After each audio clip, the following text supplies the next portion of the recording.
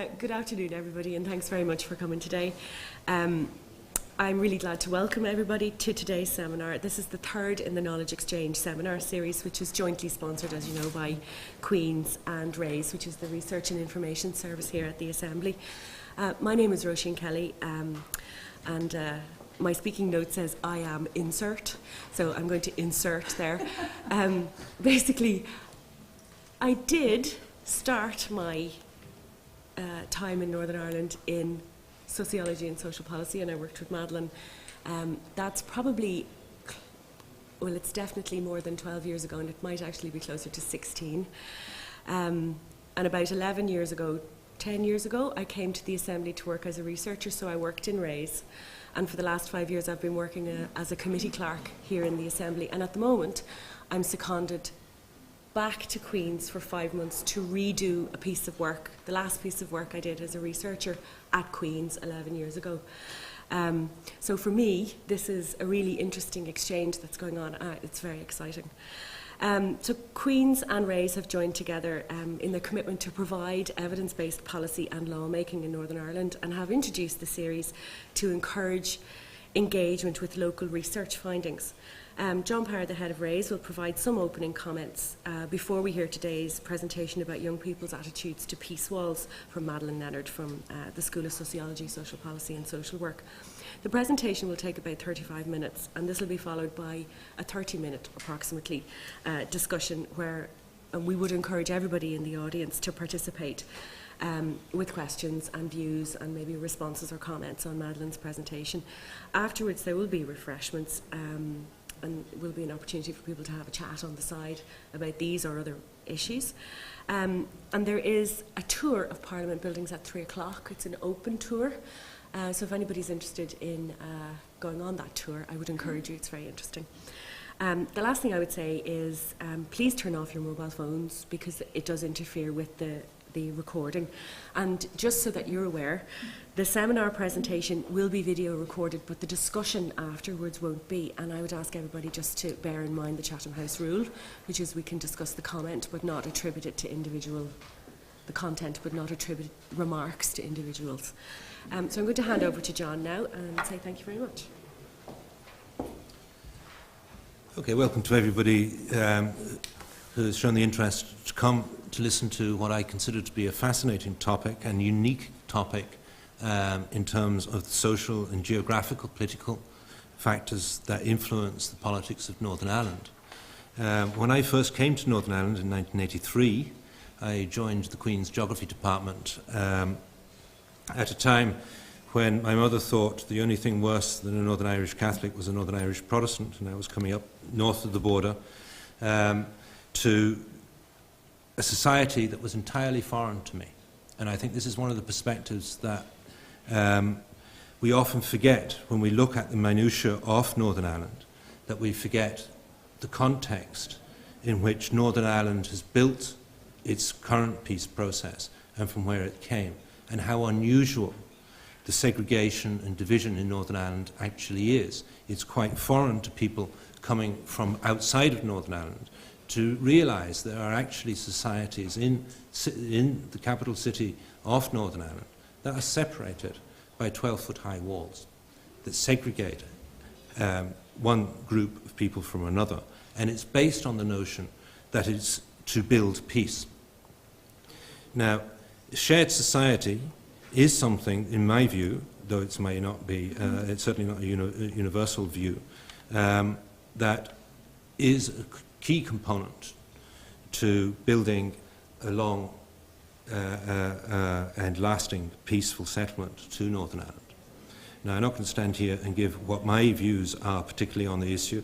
I know there are many, and I remember the first inaugural lecture of a distinguished academic in Queen's Geography Department, Professor Fred Bowl, and his lecture, which was entitled "Good Fences Make Good Neighbours." And at that time, it was really genuinely felt that peace, a peaceful coexistence, was afforded by the building of those walls. I'm less convinced about that, and certainly the political views today are looking towards shared space. There are activities that have been taken on by, or actions have been taken on by the Office of the First Minister and Deputy First Minister, particularly the CSI, or Cohesion, Sharing and Integration Policy, that are looking towards dismantling these walls and sharing space. And there are two of the 5 issues that arose from the August consultation of OFM-DFM that look specifically at issues and initiatives for working with young people in addressing community segregation, sectarianism and racism, and mechanisms for reducing the number of peace walls. And it's in this context that I understand Madeleine's research has been conducted, and I'll be fascinated to hear what the perspectives are of young people.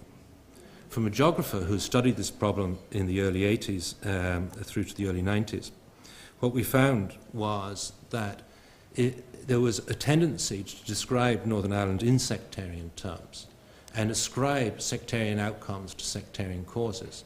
So that as, for example, the city of Belfast became more divided, it was attributed to sectarian causes, whereas what the early research findings that my group was involved in found that this was a far more complex matter, and that because of different demographies between the Protestants and Catholic communities of Northern Ireland, they had different residential preferences, and the normal outworking of those led to different outcomes that had no sectarian cause.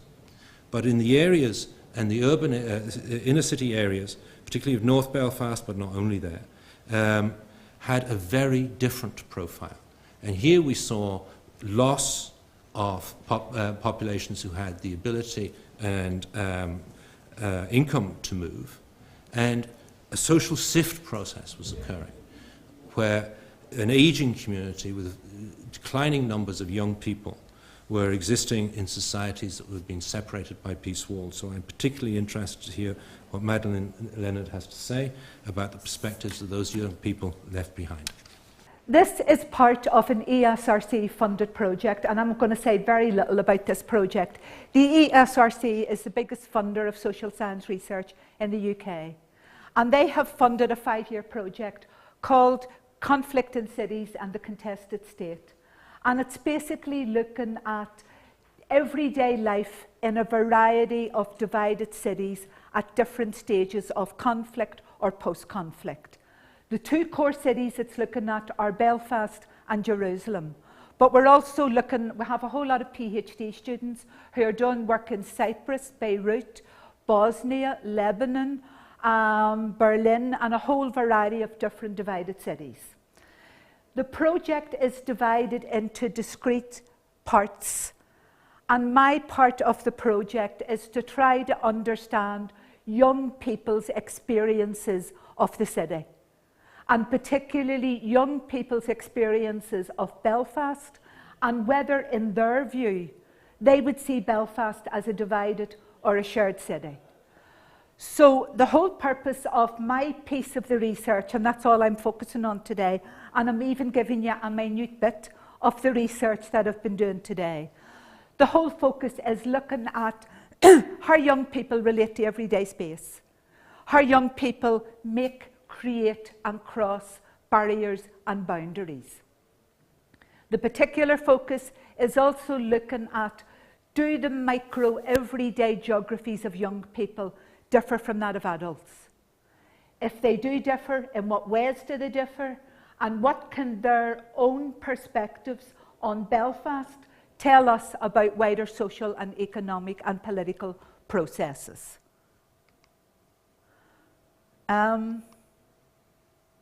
Now, we all know, I mean, this is very banal, that's the level at what I'm saying in this, but we all know that Belfast remains a divided city in terms of housing and education, particularly whenever you bring class into the equation. So I'm talking here mainly about working class areas. And the Northern Ireland Housing Executive would still say that 90%, over 90% of working class estates in Belfast are dominated by one or other of the two main communities. All of us in the room also know our education system is divided on the basis of religion, so that over 90%, I think it's 96.5% is the statistic, of young people attend schools that could be loosely defined as Protestant and Catholic. Now, I'm using the term Protestant and Catholic here. I've given this presentation once before and was challenged immediately afterwards for using the terms Protestant and Catholic to define the education system in Northern Ireland. I'm using those terms because those are the terms that were mostly used by young people who saw their identity and other identity alongside these broad labels of Catholic and Protestant. So I'm using their definition of the schooling system as Catholic and Protestant instead of controlled, maintained, or whatever the nice, neat policy way of defining the school system is. And I'm arguing that segregated space impacts much more profoundly on young people compared to adults, partly because a culture of stranger danger, partly because a lot of research indicates that if people are born in segregated communities, grow up in segregated communities, experience a segregated education system, their first meaningful engagement with the other community is often through employment. Young people don't have that because obviously they're still in the school system. They don't have the resources often to move that widely outside their localities other than to visit the city centre, often in pre-existing peer groups. So I'm saying that young people are to some extent more trapped by local space and more influenced by local space. And this is what I want to look at as part of the presentation. Now, the research used a whole range of different methodologies. I had a research assistant, Martina McKnight, who worked with me for a year. And we gave a questionnaire out to 20 schools. And we selected, well, the school selected a class in each school of 14 to 15-year-old young people. Martina and I visited each of the 20 schools. In the majority of cases, we gave the questionnaire out without the teacher being present because we wanted to try to build some kind of relationship with young people, to talk to them directly about why we were doing this research and what we hope to do with the results of this research. And I wanted this kind of quite wide-ranging sample of young people drawn from north, south, east, west Belfast, Protestant schools, Catholic schools, working class schools, middle class schools, girls' schools, boys' schools, so that we could bring all those different variables into the research. We had an advisory group. Belfast Youth Forum helped us at all stages of the research. Roisin said that we go back 12 years. I thought, you know, I'm a social scientist. I know a wee tiny bit about doing research.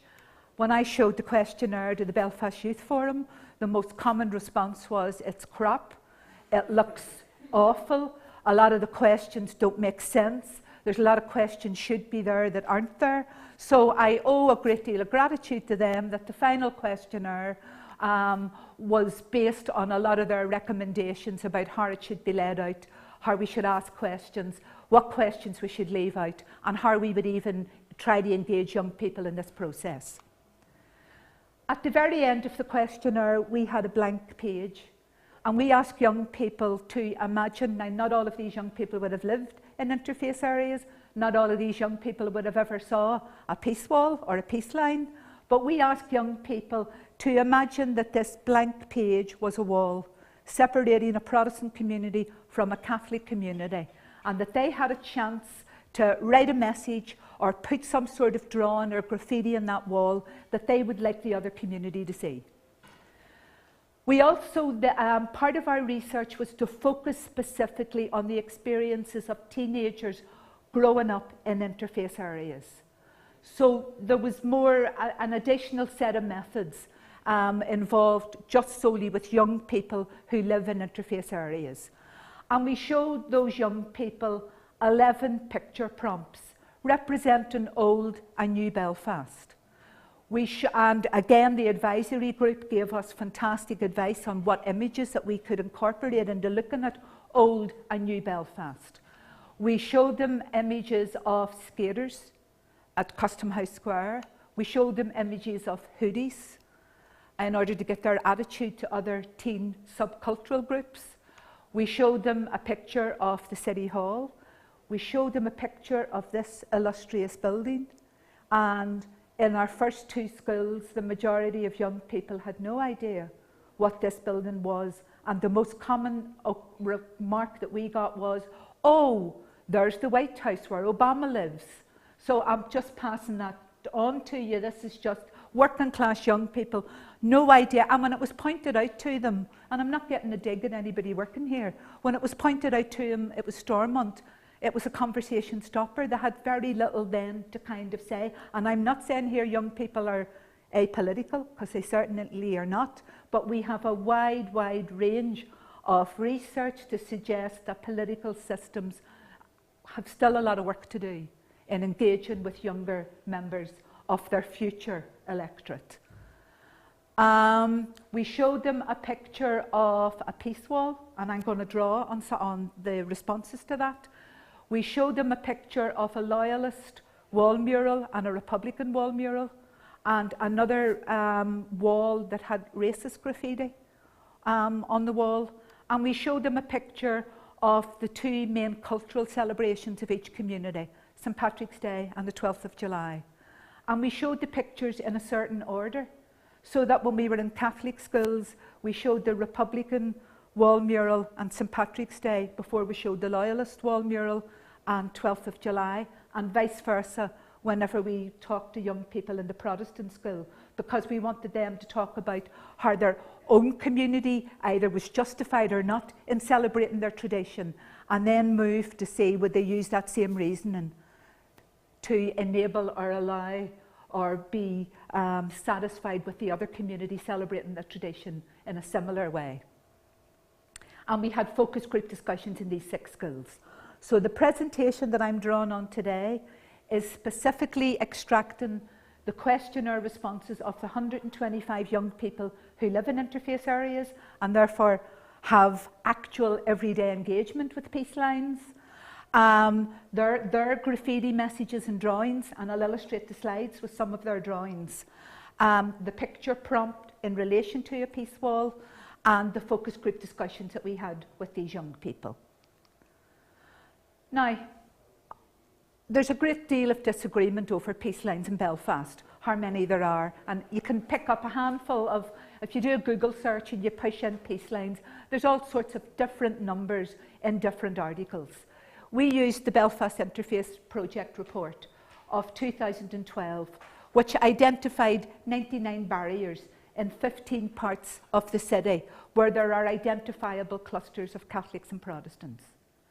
They argue a third of these barriers could come down overnight. If there was some sort of fantastic political policy that had widespread support, a third of these barriers could come because, you know, they're not walls. They're a variety of different contraptions that separate 2 communities and are colloquially defined as a peace line.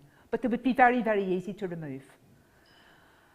They also highlight a survey of adults in interfaith communities carried out in 2007.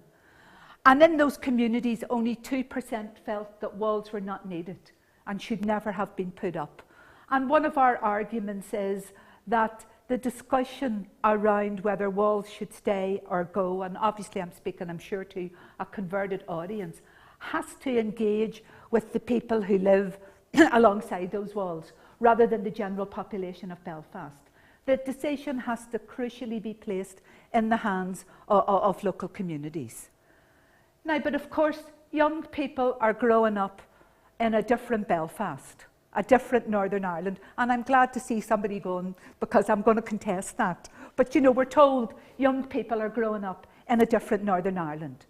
All of these young people are age 14/15, so all of these young people have grown up against the ending of the first ceasefire in 1994, against the setting up of the Northern Ireland Assembly, a peace agreement, and the transformation of Belfast into this supposed post-conflict, post-consumer city. So it's very interesting, since these young people don't have as direct experience of the Troubles compared to their parents.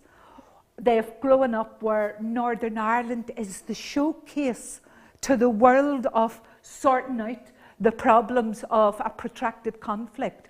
What do young people in these interface areas feel about the walls that continue to divide their areas? So we ask young people, do you know where this wall is? And if so, could you tell us where it is? Whereabouts in Belfast do you think these walls are? Why do you think Belfast is still divided into Catholic and Protestant areas? Are you optimistic about growing up in Belfast? And do you think that it's better for you than your mum or dad? So I'm going to draw on this material.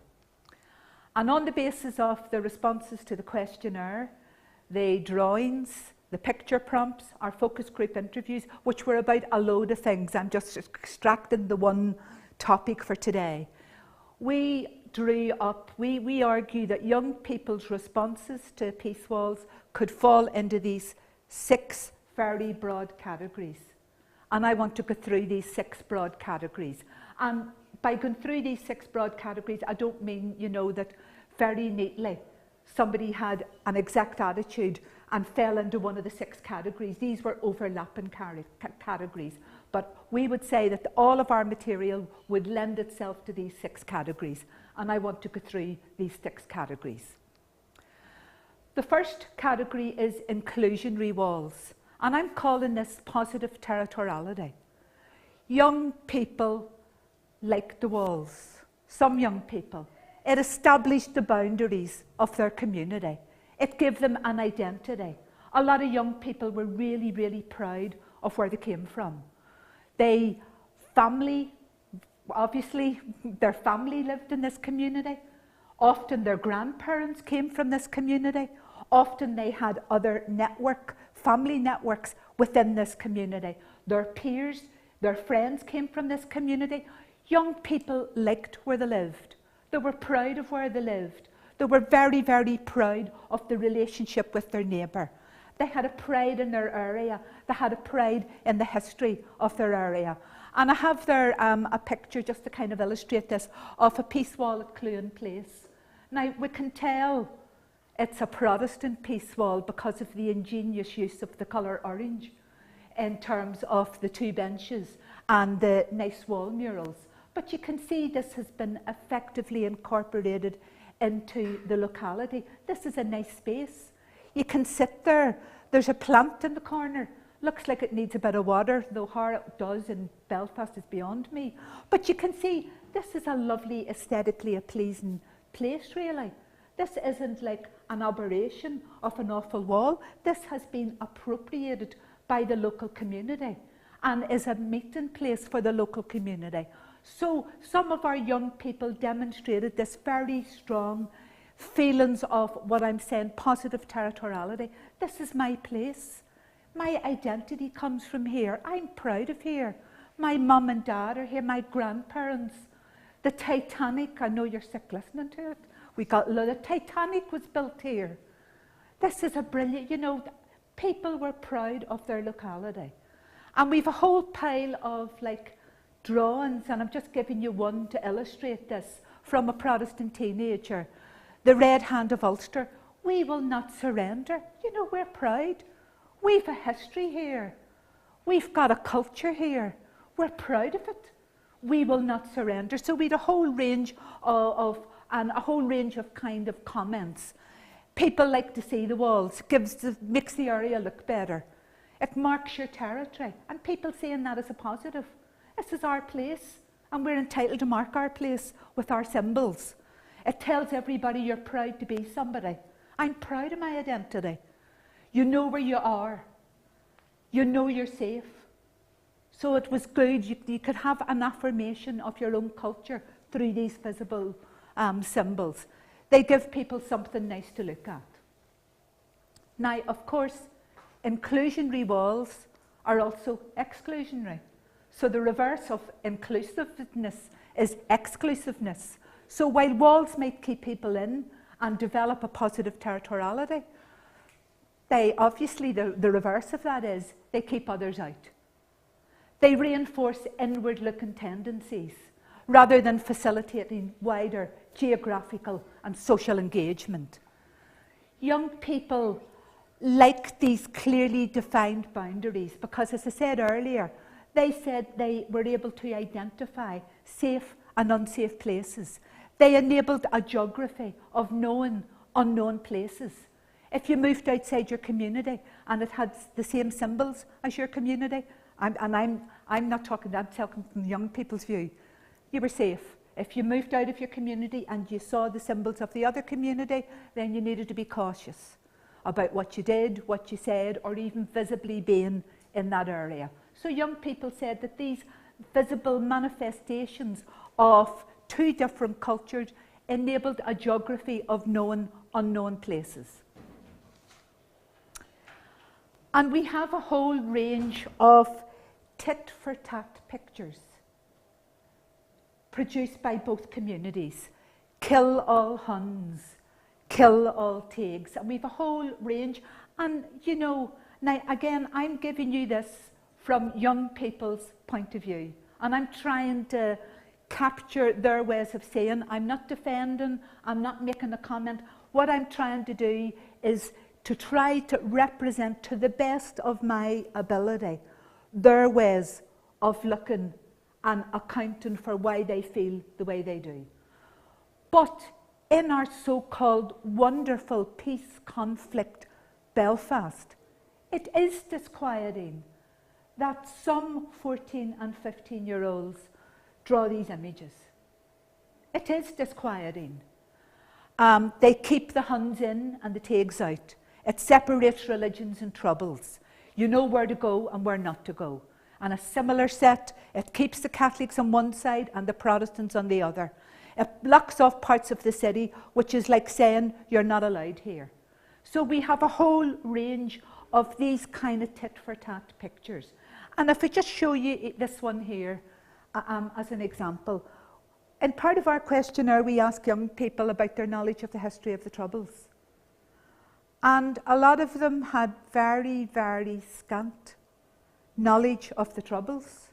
I could give you a whole pile of like funny comments. Like one teenager said, I think it was a fight between Celtic and Rangers that boiled over. Now, the reason why, one of the reasons, why they don't have a lot of knowledge about the Troubles is that history in the Northern Ireland curriculum, the teaching of recent Northern Ireland history is an optional course. Now, they learn Irish history as long as it's way back ages ago, because then, you know, it's easy to deal with past history rather than something that has a current legacy. In our 20 schools, only one school taught the recent Northern Ireland element on the history syllabus. Now, I don't know whether when they moved to GCSE, these were first year, I suppose, the first of the 2 year, or whether they moved to A level. I haven't studied this.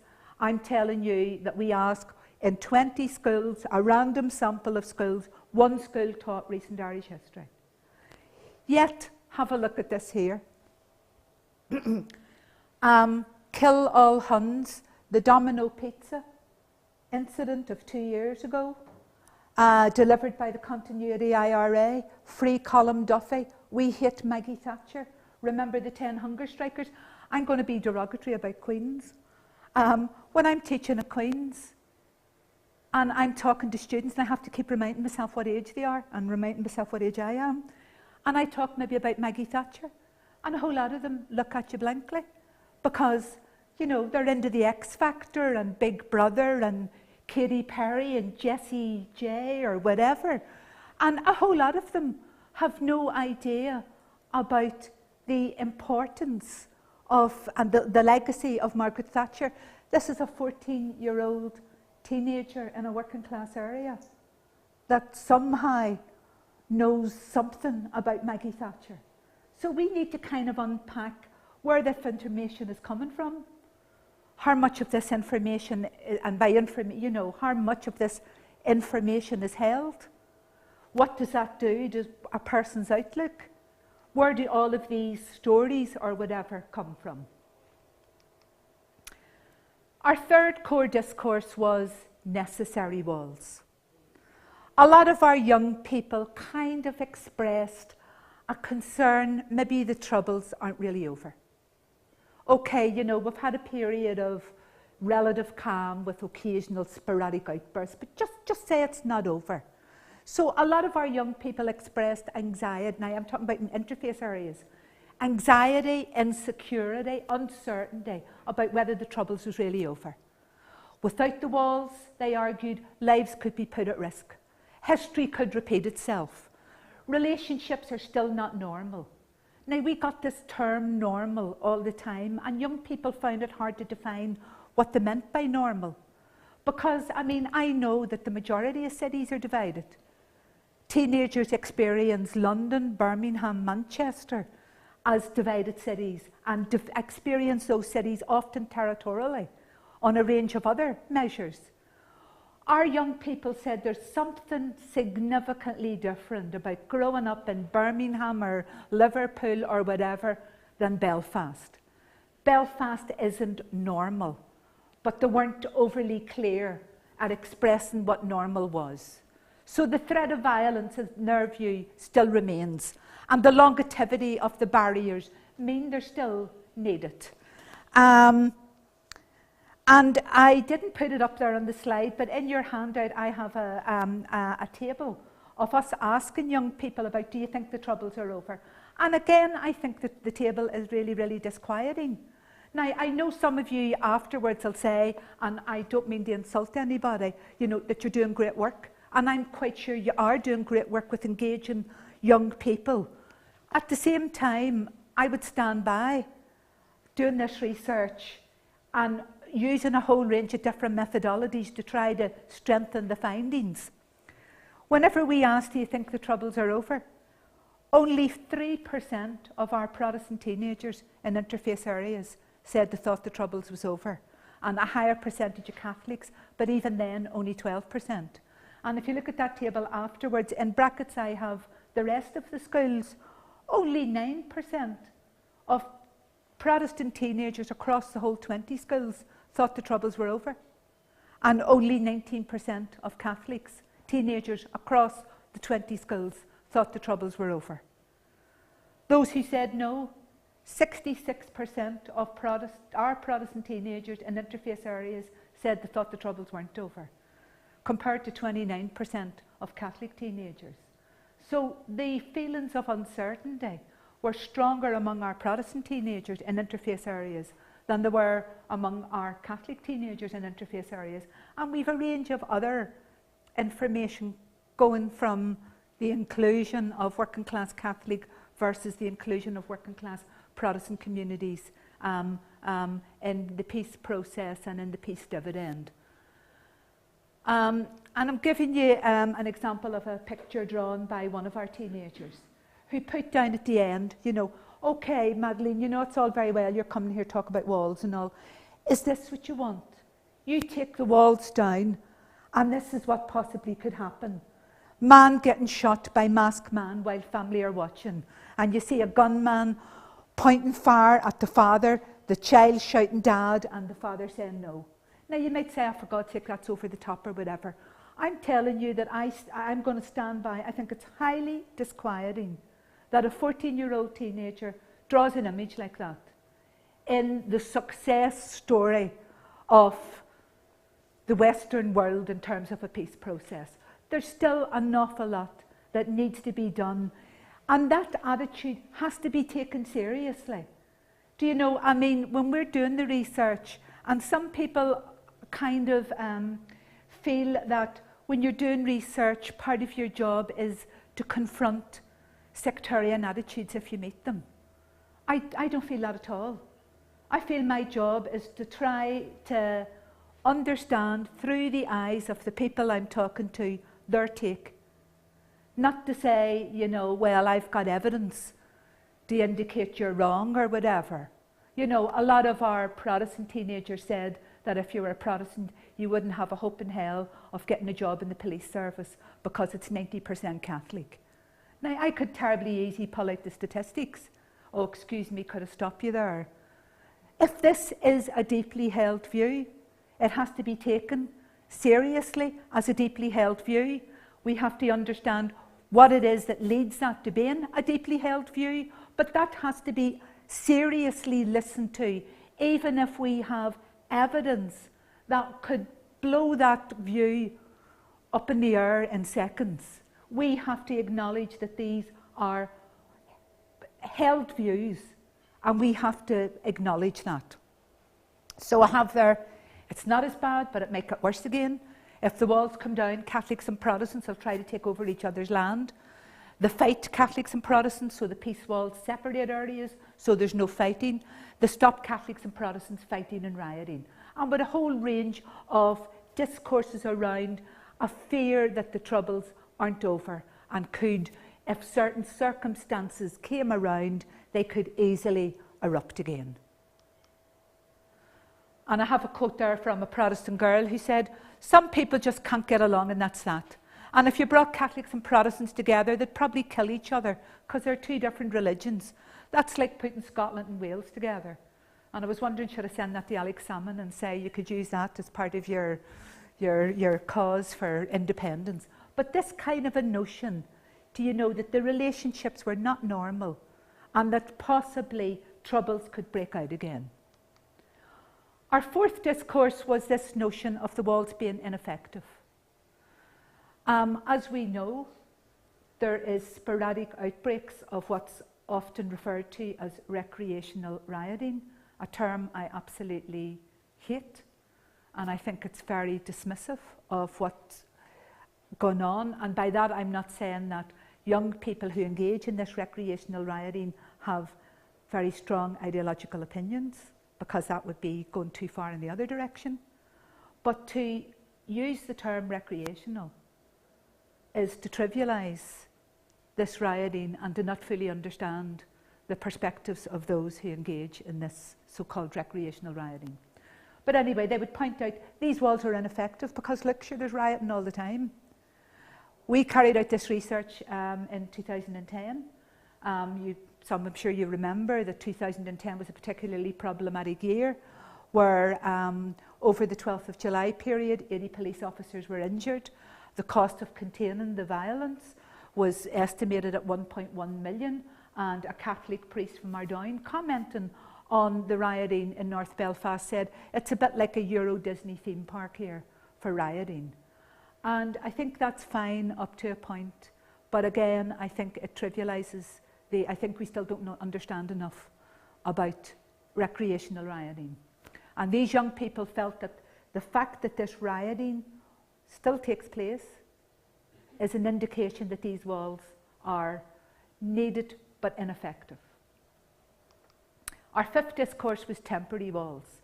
Some of our young people did feel, well, okay, things aren't normal yet, but we're not pessimistic in the long run. Hopefully these walls are temporary, and at some stage maybe they will come down. So we asked young people when they thought the walls should come down. 9% felt right away.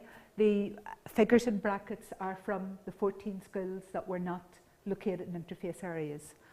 34% 2 to 5 years, 22% 10 years, but 1 in 3 of teenagers in interface areas told us that they thought the walls should never come down. Now that could change, could even change now, but what I'm saying is, if that's a genuinely held view, we need to acknowledge that, and we need to engage with that, and we need to find out why that is the case. And interestingly, across our whole 20 schools, 1 in 4 teenagers felt that the walls shouldn't come down. So that there was, you know, there isn't a condition, there's a lukewarm support for this being a conflict that has completely resolved itself. Those young people who were very supportive that the walls would definitely come down at some stage in the future felt that young people definitely have moved on from their parents. Most of our young people felt that their attitudes were more tolerant than that of their parents in interface areas. Young people said they didn't live through the Troubles, so therefore their engagement is more indirect rather than direct, and they produced a range of recommendations for bringing the walls down. And we have a range of lovely images, you know, drawn by a lot of our young people. Hands across the divide, UDA, IRA, the two hands meeting in the middle, the respective flags in the background. Unite against hate, let the Troubles be history. And there was a substantial number of our young people that drew these images. They were a good idea at the time, but they're not needed today because the behaviour of people have changed. They used to be a good idea because people wouldn't riot as much. Now they just give Belfast a bad name and ruin the look of the place. I think peace walls are so stupid. It's a thing of bricks. If you want to make a difference, knock it down, let other people make a difference. So we had those very strong peace discourses within this community. And it's very, very good and very positive, and I feel very enthused by these peace discourses. But we can't exaggerate these discourses at the expense of not acknowledging the other discourses that are there, or dismiss those other discourses as, oh, well, it's to do with ignorance, or it's to do with ABC. We need to engage with the whole gambit of discourses that are produced within these communities. And the last discourse that we would identify is invisible walls. In interface areas, the walls had become a normal, natural, everyday feature of the landscape. These walls predated the birth of these young people. So often these walls weren't seen. Martina and I talk about, we went into one school, and I should say that Martina and I were both brought up in an interface area. So it's not that we're these like academics all excited by, oh, isn't this really trendy, and whoa, look at that. You know, that part of our childhood and part of our whole cultural upbringing here. But in one school, we went into the school, and the school was, we turned into the street, a very, very tiny street, and the whole bottom of the street, a huge wall, and the school to the right-hand side of this wall. And we went into this girls' school, and we were chatting to the girls about peace walls with gorgeous big windows looking out at the wall. And we said, well, what about peace walls? And a number of the girls said to us, oh, I've never seen one. And we sort of went, and they said, oh, is that a peace wall? I thought it was just a wall. Sure, that's always been there. So there's this kind of notion of the invisibility of these walls.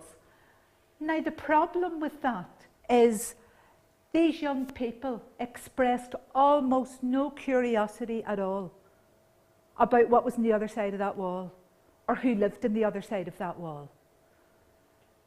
So it's a very passive situation where the invisibility of the wall is leading to a lack of curiosity, and without that engagement, then prejudicial attitudes, when you don't confront the other, can take hold. So just to give you a couple of examples from that, to be honest, I don't think they make a difference. They're just paintings on walls. I thought they were just there. Somebody thought you lot had put them there. I thought they were just there for people to do graffiti. And some Protestant boy saying, there's a big one right outside my sister's back. There's just her house, then another wee row of houses, and it's just there. But like it's a normal thing, you just walk out and you see it there, and you just look at it without seeing it, because it's always been there. So there's an element of invisibility, of looking at a landscape that has predated your birth, and of incorporating that landscape into your spatial knowledge of your area, and then exhibiting no curiosity about who lives on the other side of that area. So basically we would argue, and I'm focusing on just young people in interface areas. We are still in the process of analysing the data, and I could give you a much more favourable paper drawing on other aspects of the data. But this is very, very important, I think, that the voices of these young people, their attitudes are treated seriously. Boundaries and walls are neither fixed or natural. They have to be produced and reproduced. And there's always a possibility that these boundaries can be contested, dismantled, challenged, etc. Some young people wanted opportunities to transcend sectarian spaces and engage in more meaningful interaction with their peers. Now, I know that there's a whole lot of cross-community work that goes on, and I'm not undermining that enormous work that goes on. And I know there's an awful lot of cross-community initiatives. From doing research in 2004 in North Belfast, and going back to one of the areas in North Belfast in 2011, quite often the best school was selected as the cross-community class. And the cross-community days out were like a reward for good behaviour. And a lot of young people didn't, or told us that they didn't feel that they had significant engagement with the other side, or significant opportunities to express prejudicial attitudes to the other side. Now, I know this is confrontational, me saying this, and I'm not a teacher. And it's dead easy to say these things when you don't have to have a policy in place, because I'm not really sure what the policy would be. But it seems to me that the education system moves too quick towards the peace discourse. And in order to move to the peace discourse, you need to provide some arena or some avenue for the constructive discussion of prejudicial attitudes, if you have those prejudicial attitudes. Like, we tried to talk to young people without teachers being present. If any young person expressed a prejudicial attitude and the teacher was about to tell, it was, now, Madeleine doesn't want to hear that. We're all, if we bleed, we're all, you know, but now that's okay, that's nice. I know that and all else. If people think Protestants' eyes are too close together, Catholics breed like rabbits, whatever, okay, I know that's not right. If young people don't get a chance to say that in a constructive arena where that's listened to first instead of no, now, and I'm not sure how that happens. I'm not sure what to do about that. But I do know that moving too quick to the lovely we're all the same underneath, without acknowledging that there are those attitudes, and not just in these, right up to the highest levels you can go. Those attitudes are often internalised, and unless they get some avenue to be discussed, then we're not really dealing with the real issue. Sectarian attitudes, and I know that it's a big discussion policy at the moment, but sectarian attitudes are still not fully confronted by this education system. And also that young people's ways of saying are still not incorporated into public policies. Now, I know some people are maybe doing wonderful work.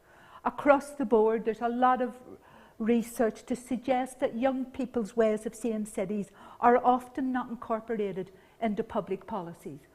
Our young people, as a final statement, our young people loved the city centre of Belfast, adored it. They ate their way round the city and told us where to go on a Tuesday, where to go on a Wednesday, what cafes are nice to young people, what aren't, or whatever. They loved Victoria Square. They performed in Victoria Square. They walked up and down with whatever I'm showing my age, I don't know what the style is. They looked at each other in Victoria Square. There were sexual connotations to who you saw in Victoria Square. But for the most part, they engaged with the city as parallel use of space, because they were coming from pre-existing communities with pre-existing friendship networks to access a teen consumer city. But there wasn't enough active ways to enable them to engage with another crowd of teenagers from a different community. So I'm saying that we still need to do a lot to try to make the city a more active shared space. Thanks a lot for listening. And that's me finished.